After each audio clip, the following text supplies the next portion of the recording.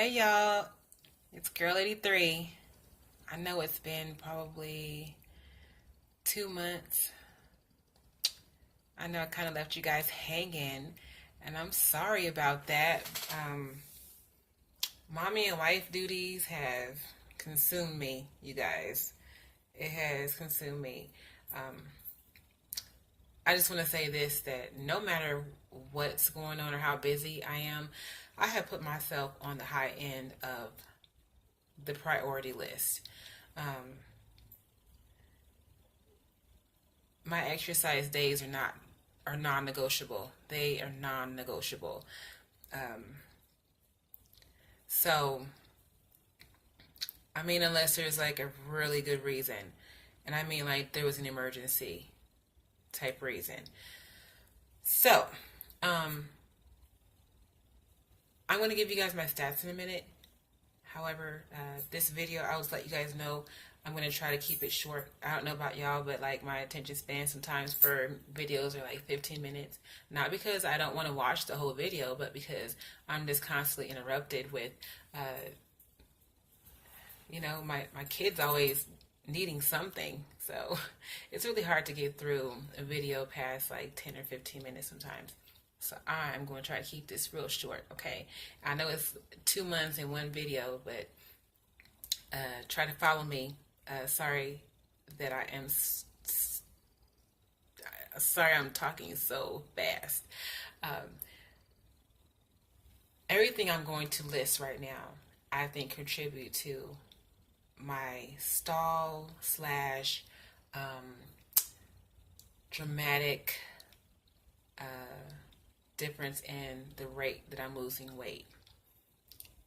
My exercise routine or regimen, joint issues, my snacking, staying up late, pain, thyroid condition, water, protein, um, that sort of thing. I'm also going to talk about my daily weighing situation and shopping during stalls and a little hair update as well. I'm wearing a wig right now, but I'll explain to y'all why later. Um, Now, stats. High weight 284. High weight 284. My surgery weight 255. And my current weight 170. And my go weight 160. I have lost 2 pounds since the last time that you guys talked to me, and it has fluctuated, you guys, since then between uh, 170 and 175. Okay, so let me just start with exercise. I have switched my exercise regimen a little bit, so I expected some resistance in my weight for a couple of weeks, give or take. So I did expect that to sort of put me into a bit of a stall or give me like a false weighing, because the more active I am, the more joint inflammation I have and the more pain I'm in. So yeah, that it just is what it is. I'm degenerative, you know, or they call it degenerative joint disease is what I have. And I know I've said that before. However, I just have to say that does affect my sleeve life dramatically. But I am just like the little engine that could, you guys. My workouts are still no longer than 30 minutes, no less than 20. I have added uh, 4 days, 5 days, but not consecutively. Like I space it out every other day, or I have like 2 days off and I go back and do every other day for, a week. It just depends on what's going on with my scheduling. However, I make sure to work out at least 4 times a week. That's not negotiable at all. My doctors need me to stay active. Uh, Anybody that knows anything about joint issues or, arthritis, osteoarthritis, joint diseases in general, like you have to keep moving. And that's the reason why physical therapy is more effective than pain medication, because pain medication, you're not as active. For me, Pain medication makes me so sick. It's just, and it doesn't help the pain. It's like, okay, I'm so sick, and I really can't afford to be sick from pain medication. And I just, and I'm just now getting 46 ounces of water on a regular basis, or at least close to that on a regular basis.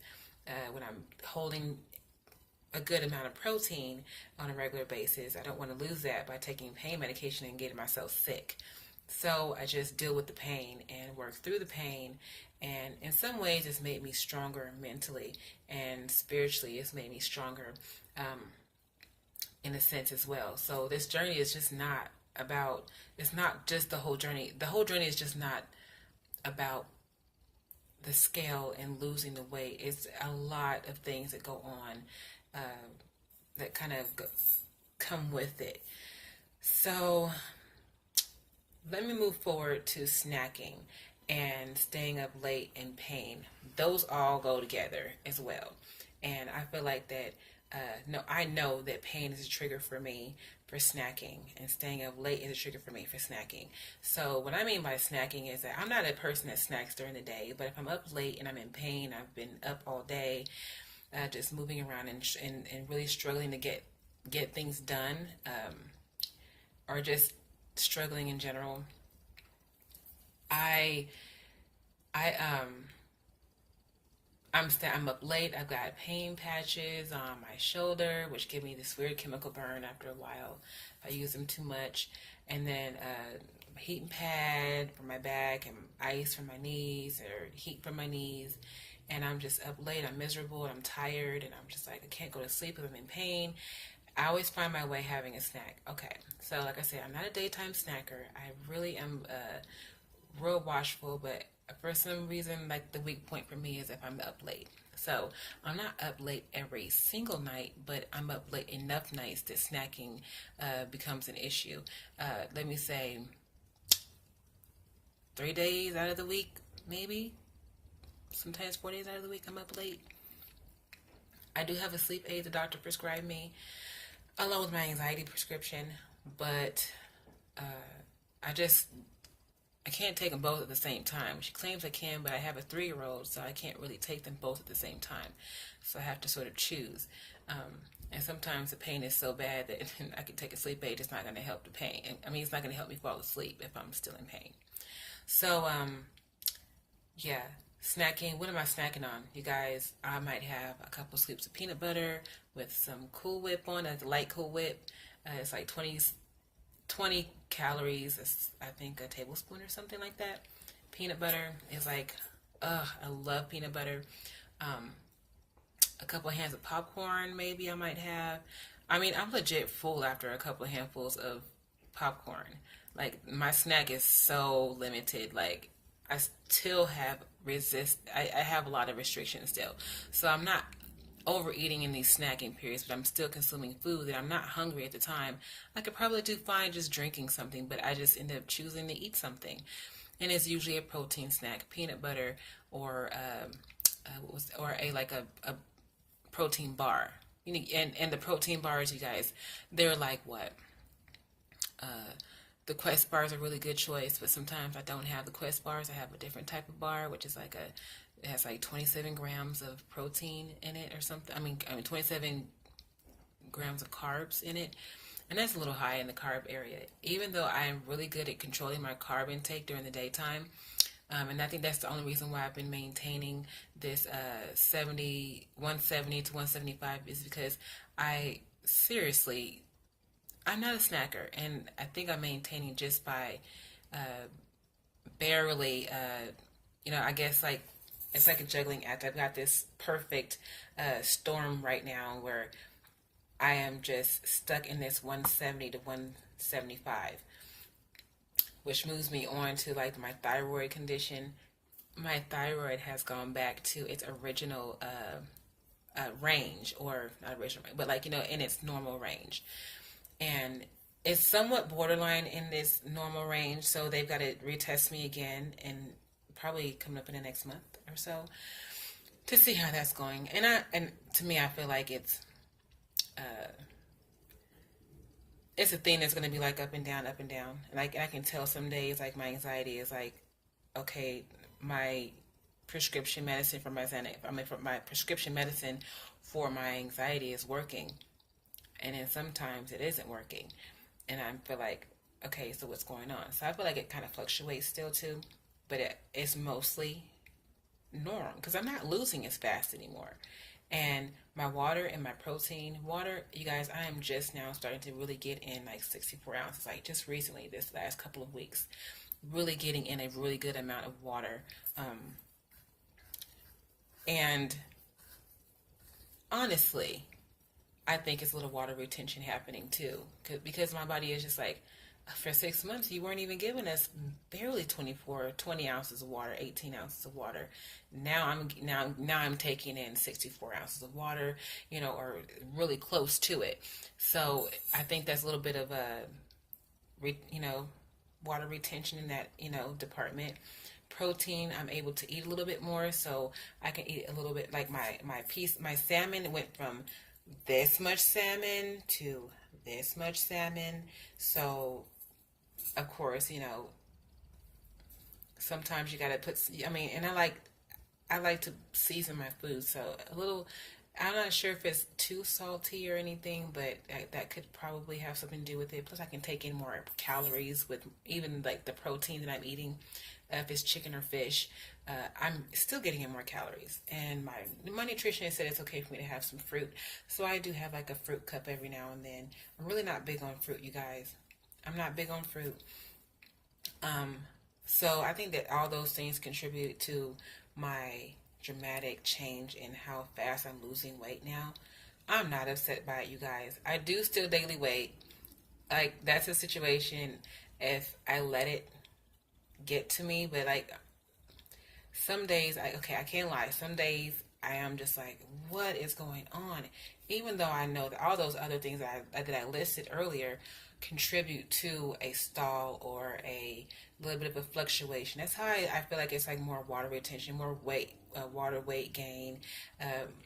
My flow comes once a month, like most of us, and like it's just like a seesaw between 150 and I mean 170 and 175. So that's my situation on the stalling. Let me move forward to shopping during stalls, and daily weighing. Like the weighing doesn't necessarily like bother me so much. I mean, it does bother me a little bit. Like I said, because of the fluctuation, and my not really having control over some of the things on the list that I mentioned. However, shopping during stalls have been successful for me every single time. I have gone during a stall. I have discovered that I have lost inches. So I am extremely happy with my journey, as far as, even though I'm in this like sort of like the stall, or like this seems like a maintenance period almost. I don't really want to accept it as a maintenance period, because I really would like to get down to my goal weight, which is 160. However, if I don't get down to 160, you guys, I'm not gonna just like blow almost. I'm not gonna, I guess, be too hard on myself, because I've come a long way. I've lost over 100 pounds, and that's a dramatic difference. I mean, give or take 15 to 10 pounds, come on. I'm just not going to just be like boo-hooing over these last 10 to 15 pounds. I'm just not. Okay, so let's move on to my skin situation. Now, I don't have a lot of loose skin, you guys. But my skin around my stomach, it has gotten, I don't know, looser, or I don't know what's going on. And I don't know, maybe because I'm noticing now because it's warmer, and my skin, when I go to put on undergarments, my skin, have you ever had like fresh pizza dough and you like, you go to powder it or whatever, like say you forget to powder it and you just like fold it over and like to try to like move it around. It's sticky. It's not sticky to that consistency, but like it folds over easily like that, and then it just like, I went to sleep one night about a week ago, and see, out here in Vegas it's like 88 degrees today, and so it's just been getting warmer, and it's just barely spring just showed up. So um, I think I feel like uh, the skin is irritated now because it's warm, and I guess now I'm sweating, and you guys, I'm still cold. I'm still cold. I'm the only one still in the house cold. I'll be underneath blankets, and then uh, like this morning I woke up, and yesterday morning, and I was just itching so bad just around the midsection, and like I noticed that when I finally went to go, and like I said, I just got to take these off and maybe change into something else. Um, I noticed that when I went to put on, like when I went to go change, I was like, I went to pull up my undergarments, and I noticed how it was folding in an awkward way, like in between there. And I was like, that is why it's itching right there. Like, why would it be? When I stand up, it's like it falls down. But like when I put on my clothes, it kind of like goes up, like just like like the undies, but like it just folds in. I don't know, but I'm just gonna have to talk to my doctor about the any alternatives outside of powder, because powder, when it gets wet, it just is a mess too. It doesn't really keep you dry. I mean, I don't know. However, um, yeah, I'll keep you guys updated on that. So maybe I'm late in the game with the skin issues or something, I guess. I don't know, but I'm not even a year out yet, so I really don't want to think about doing the tummy tuck yet. But it's definitely looking like it's in my near future, especially if this skin itchiness keeps happening. And it's just been consistent for the past week and getting a little worse as it gets warmer. It's so annoying. So, um, you guys, that's pretty much it. That's really all I have to say for right now. If you guys have any questions, or if I left out a detail that you would like to know, just comment down below, and I am going to do my best to answer your question, or even just to get back to you, like in a timely fashion. Um, Forgive me if it takes me a minute. Um, I'm not going to be doing a body shot this time, and I probably won't do a body shot until I reach my goal weight. And I probably won't be doing a video next month either, just because, I mean, unless I have something to share, that's different, or like, I have something on my mind to share, or on my heart to share regarding this journey. Because at this point, I guess I'm going to keep my videos at a minimum for the rest of the year. I mean, you're definitely going to hear from me at my year surgery. Definitely going to hear from me then. But in between, you guys, it just may be pretty sporadic. Sorry. It's really starting to get real hectic trying to keep up with my video documentation. I do write down notes, and I have like notebooks that I write in, and it just is a lot to juggle with trying to keep up with, because originally I really forgot to do my 9 months, and then I was like, oh my god, weeks have gone by. It's like nobody really noticed, so I just kind of like, okay, let's make it next month, I guess. So here I am next month, and it's late next month. Yeah, I turned 10 months post-op probably, it was like the 6th, or the first week. It's the first week, give or take a day or two. Yeah, I just thank you guys so much for following my journey. And like I said, I will probably just pop up on a random if I have something that I need to share or want to share. And I will still be following your journeys as well when I have time to look in on you guys. I truly do miss watching. So I think I'll be going on a binge, shortly to just look around and see what I missed so far the past couple of months here. So that's it, you guys. Thank you so much for watching. As always, I love you guys so much for your support and for your tuning in and watching. So like, subscribe, comment. Please comment if you have a question. I will get back to you. Okay. Bye. Oh, I forgot to update you guys really quick on my hair. I said I would tell you, and then I want to show you a couple of pictures of my actual hair. So I started my lock journey, and some people call them locks, some people call them dreadlocks. I prefer locks, and I have a head full of locks, and you guys see, okay, that's my little snuggie. It's like a little plastic thing that goes on my ring. Okay, so I'm getting major new growth on my hair and my roots, and I had to install 4 locks over here, 4 new ones, and 3 new ones over here, like in this region.